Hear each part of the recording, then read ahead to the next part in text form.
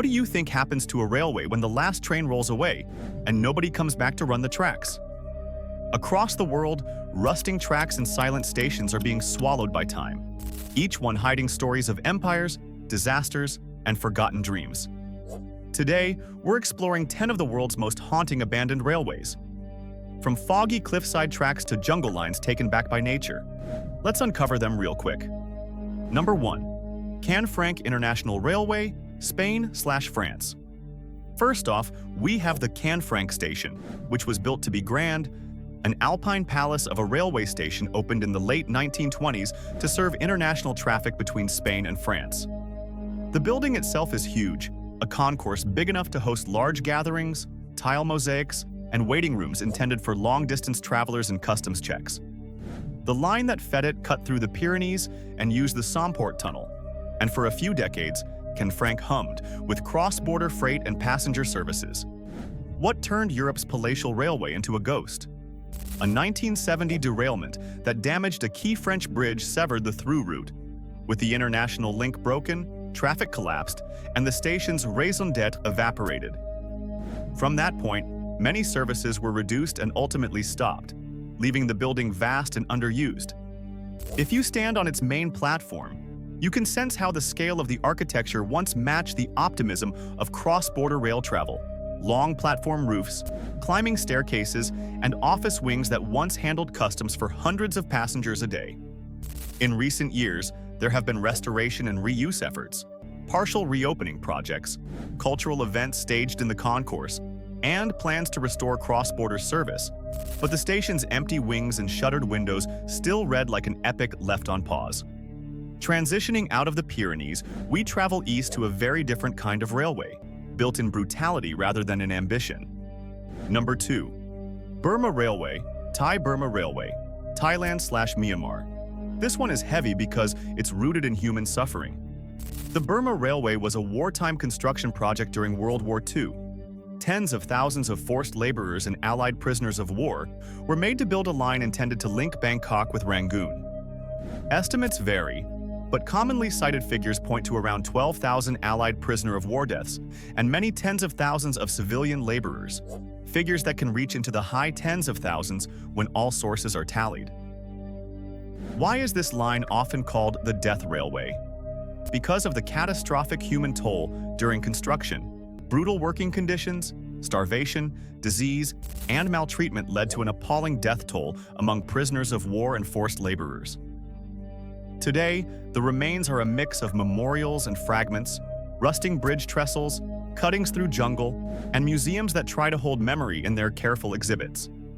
The bridge at Kanchanaburi became famous in film and literature, which is one reason the line's story is so widely known. But for many villages, the scars are everyday history, family stories, and local memorials. We leave the tropical heat of Southeast Asia and head northwest to a railway swallowed by urban growth and a city that learned to green its exclusion zones. Number 3. Petite Ceinture, Paris, France.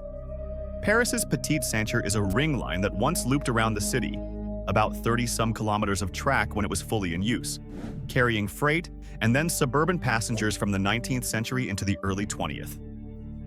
With the arrival of the metro and changes in how freight moved through the city, passenger services stopped in the 1930s and large parts of the line were abandoned. How did a busy city railway become Paris's hidden park? The metro's expansion and new freight logistics made the Petite Ceinture redundant. As service diminished, nature and local communities reclaimed long stretches, turning disused embankments and platforms into greenways. Walk the Petite Ceinture today, and you'll pass tunnels that smell of damp earth, platforms repurposed as community gardens, and sections where the tracks have been removed, but the route is clearly readable in the walls and cuttings. Municipal initiatives have opened some stretches to the public, while other parts remain off-limits, a mosaic of rewilding and rediscovery.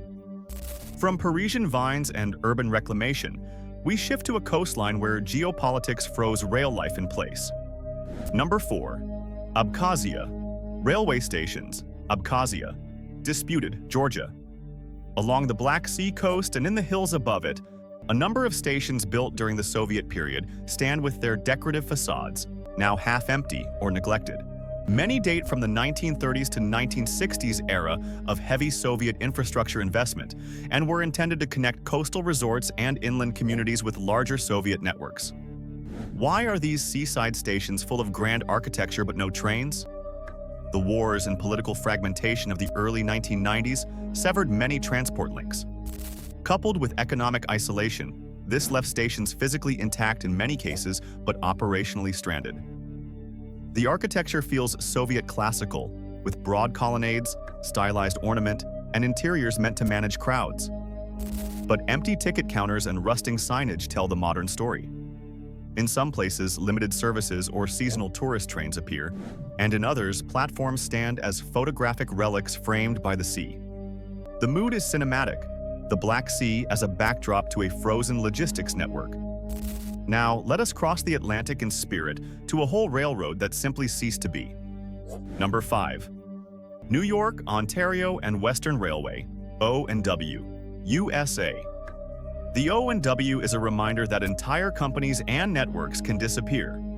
Serving parts of New York and Pennsylvania and connecting to larger systems in its heyday, this regional railroad became unprofitable in the mid-20th century. By 1957, the company was liquidated, and its tracks torn up in a process that moved with surprising speed for something as large as a Class I railroad. Could a full railroad be closed down and disappear? Yes. In 1957, the O&W was liquidated and abandoned in its entirety, leaving dozens of communities with station houses closed and hundreds of miles of track lifted. The remnants are subtle, washed-out ballast lines, station shells converted to private homes or left to rot, and rail beds that make excellent walking and cycling corridors in places. It's a cautionary story about the fragility of transport economics and how quickly infrastructural lifelines can vanish when traffic and finance shift. From the American Northeast, we head to the windswept expanses of Patagonia, where steam romance meets abandonment. Number 6. La Trochita, the old Patagonian Express, Argentina. La Trochita is a narrow-gauge wonder in the Argentine steppe, over 400 kilometers of track historically knitted together with small towns and resources across raw landscapes. Built with light rails and small steam locomotives, the line served both freight and people, and later acquired a reputation as a heritage steam railway, a living museum route, even as other segments fell into decay. Is La Trochita an operating tourist train or an abandoned relic? It's both. Sections run as heritage steam services for tourists, while other stretches have been effectively abandoned where maintenance costs outstripped local budgets. Riding La Trochita is a sensory experience, with steam hiss, trackside wind, and long straightaways across scrub. In other places, you'll find bridges without tracks, sidings where rails sink into soil, and stations whose paint peels in the Patagonian sun. The line's dual identity, half romantic attraction, half derelict infrastructure, makes it a perfect example of how heritage and abandonment can coexist on the same corridor. Leaving the Pampas, we cross hemispheres to a rainforest and mine railway in Tasmania. If stories like this make you see history differently, hit like so this video reaches more explorers of the forgotten. And if you're into hidden railways, lost routes, and the real stories behind them, subscribe now. We've got a lot more tracks to uncover. Number 7. Mount Lyell Mining Railway, Australia, Tasmania. The Mount Lyell line was engineered to haul copper from remote Tasmanian mines down to ports. Winding through rugged terrain, it used tight curves, steep grades, and specialized engineering adapted to the climate, a railway built to serve a single industrial purpose. When mining activity declined, the economic basis for the route disappeared, and sections were abandoned. What happens to a railway when the mine that built it closes? The infrastructure loses its reason to be maintained, rails are salvaged, wooden trestles rot, and bridges and stations are left to weather, unless a preservation group steps in. Volunteers and local heritage trust efforts have saved parts of Mount Lyell, restored locomotives, conserved workshops, and interpretive exhibits keep the industrial story alive. But other segments are not so lucky. Embankments swallowed by forest, derelict sheds, and bridges that once bore loaded ore wagons now spanning silent rivers. From the rain-soaked Tasmanian hills, we move to Britain, where closure was followed by partial resurrection, Number 8. Waverley Route, Scotland, UK. The Waverley Route once threaded southern Scotland and northern England, a scenic, strategic cross-border line that connected towns and carried both passengers and freight. Closed in 1969 as part of a wave of mid-century cuts, the route's removal was felt as a loss by local communities and transport planners. Was the Waverley Route truly gone forever after closure? No. While the route was largely closed in 1969, a portion reopened in 2015 as the Borders Railway, restoring roughly 30 miles of track between Edinburgh and Tweedbank and demonstrating that some abandoned corridors can be revived. That partial reopening is a lesson. Corridors preserved from redevelopment are easier to reintroduce, and shifting priorities from car-based planning back to rail can change what's feasible. The Waverley story is also a human one. Campaigns, petitions, and local activism kept the memory alive long enough for a political and economic environment that supported reinstatement. From reclaimed Scottish rails, we travel south to a line that tells a colonial story of building, conflict, and gradual piecemeal repair. Before we move to the next railway, here's an ugly truth that I bet you didn't know. Governments and corporations have, at times, closed lines not because tracks failed, but because cutting connections isolates communities, lowers land values, and clears the way for developers or new political agendas. Those rusting bridges and overgrown platforms? They don't just tell a story of neglect, they shout about choices made to make some people invisible and some profits inevitable. Controversial, absolutely. But next time you pass a ghost line, ask who gained when the train stopped. Number 9. Eritrean Railway. Segments Eritrea. Built during Italian colonial rule in the early 20th century, Eritrea's rail network once connected ports like Massawa with inland hubs such as Asmara. The system was ambitious for the region, with masonry viaducts, mountain climbs, and engineering that linked disparate geographies. During the later 20th century, war, economic strain, and neglect meant many sections fell into disrepair, though parts have seen restoration efforts since the 2000s. Can tracks built for an empire survive modern turmoil? Sometimes, portions of Eritrea's colonial-era lines have been restored and operate today, but sizable segments were damaged or abandoned during the conflict and still sit unused or partially reconstructed. Walking beside these rails, you find colonial stonework, corroded rails, and stations that show layers of Italian-era masonry, wartime damage, and more recent patchwork repairs.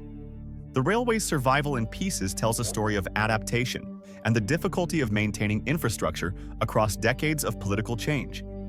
From the Horn of Africa, we loop east to steep gorges and scenic tourist trains in Japan. Number 10. Kurobe Gorge. Railway, Japan. The Kurobe Gorge lines were built to service hydroelectric construction and maintenance in one of Japan's most dramatic mountain canyons. Narrow industrial tracks climbed steeply, crossed high bridges, and shuttled materials and workers into remote valleys. Today, the main scenic stretch operates as a popular tourist ride, a slow, panoramic journey that brings thousands a year through steep cliffs and tunnels, while many maintenance branches that once fed construction camps are now abandoned. Is the Kurobe Gorge line an active scenic ride, or a collection of abandoned branches? Both the main tourist line is active and well-maintained for visitors, but numerous short industrial spurs and temporary construction sidings were left behind when projects finished. The contrast is striking. The main passenger cars glide along well-kept rails with seasonal schedules. The gorge's cliffs and waterfalls frame the abandoned spurs in a way that feels cinematic, nature slowly taking back what was briefly industrial. Did any of these railways appear in film or literature? Yes, the Burma Railway's story became the basis for books and the film The Bridge on the River Kwai, while Canfranc's cavernous station has been photographed and written about as a cinematic ruin. Which abandoned railway became an urban greenway? Paris's Petite Ceinture, several sections have been rewilded and repurposed as community gardens, walking paths, and informal parks, turning dereliction into urban nature. From alpine palaces to jungle cuttings and seaside platforms, abandoned railways tell us more than engineering stories. They're portraits of changing economies, conflict, fashion, and memory. Some corridors sleep, some are being reborn as parks or heritage lines, and some hold the quiet weight of history. Have you ever visited an abandoned railway or recognized one of these places? Drop it in the comments. I'd love to hear your story. If the ghosts of these tracks hooked you, there's a whole different kind of railway story waiting next. Check out railways that changed the world forever. We'll move from lost lines to the rails that rewired nations, sparked industrial revolutions, and reshaped how people and goods moved across continents. Hit that next video to keep following the tracks through history. If you enjoyed this video, make sure to subscribe to our channel as well. I'll see you in the next one.